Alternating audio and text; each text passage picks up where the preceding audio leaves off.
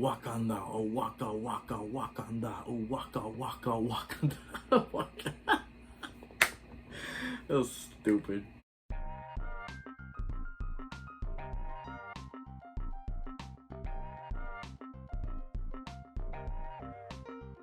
What's up, everybody? My name is Santiago Sierra, and welcome to another episode of Seba Reviews. And today I'm coming back to review the second episode of Marvel's What If. This episode is another interesting concept. I mean, last week it was an interesting concept as well. The execution of it just made it uninteresting to me and just didn't work for me. But this one is like more appealing to me because it's like, oh, wait a minute, what if we actually switch? Not only again, kind of repeating the same formula from last week, but two different characters I never expected to kind of switch around, and that is very, very cool. Of course, I'm talking about the idea of what if T'Challa becomes Star-Lord. Now, that idea was pretty cool, and obviously the biggest thing behind this episode is Chadwick Boseman reprised his role as T'Challa for this episode, and it is one of the last things of Chadwick Boseman, which, you know, is very unfortunate, it's very sad.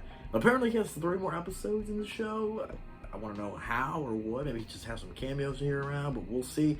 But he's the main protagonist of this episode. So it's obviously bittersweet to kind of see that, but I also kind of wanted to know, like, I don't know, like, how do we see T'Challa in this kind of different environment instead of like the Guardians of the Galaxy, but with T'Challa? Because, you know, T'Challa's nothing like Peter Quill, so it's interesting to see how this is gonna work and like how's he gonna look in this different environment, because, you know, we've seen him with some cosmic stuff, but we've never seen him in space, so this is very cool. And I'll say right now that if you kind of saw my review last week, I wasn't a big fan of that episode, but this one is a step up from that one. I don't think it's great, I don't think it's really that good, but there are some good stuff in here that I really enjoy. Obviously, like, T'Challa in here was pretty cool. I liked kind of the origin, how they explained it.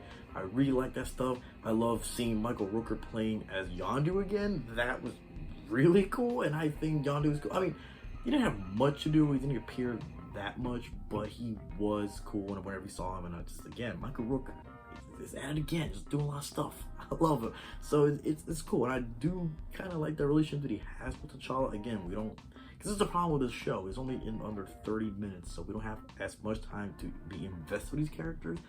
But the time that we do see like how he feels about T'Challa is very reminiscent of how he felt for Peter Quill, so I really like seeing that. But also the same issues from last episode are in this episode once again. It's like, oh, let's repeat the same movie, but now from this different perspective. I mean, thankfully, this is not beat by beat the same movie. I mean, there's a lot of callbacks to the movie, you know, big moments from that movie, from the first one.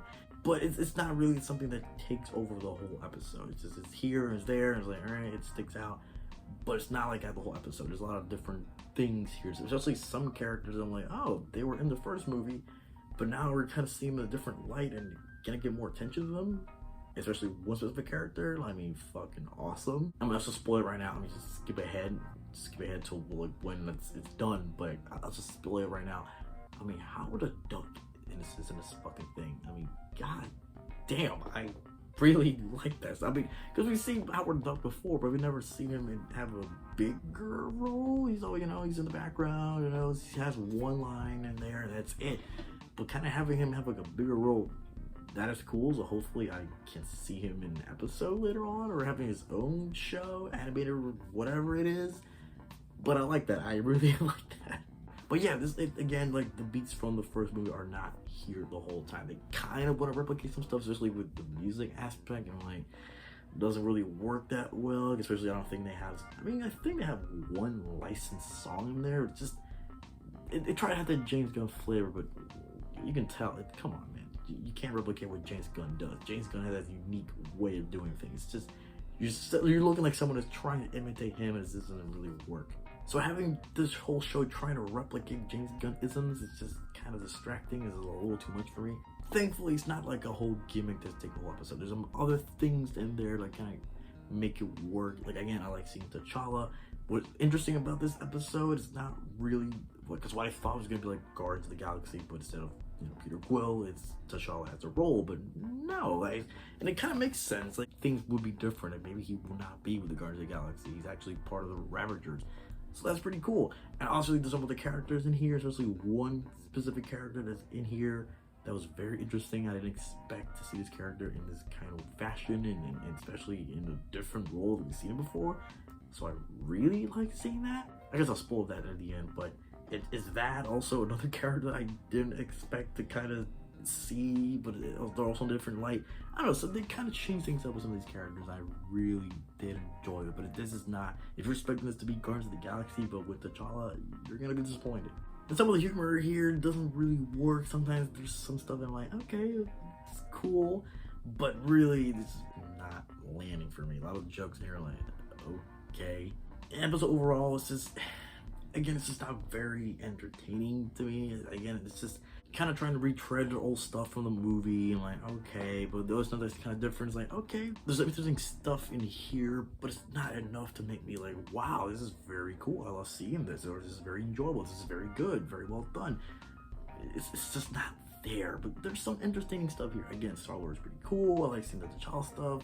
I like seeing some of the other characters. That's fine, but again, it's just wasn't enough there to work with. I think the pacing, again, is just very quick, very short for me. We need more time to kind of span that out and kind of maybe breathe these characters, maybe enjoy what's going on.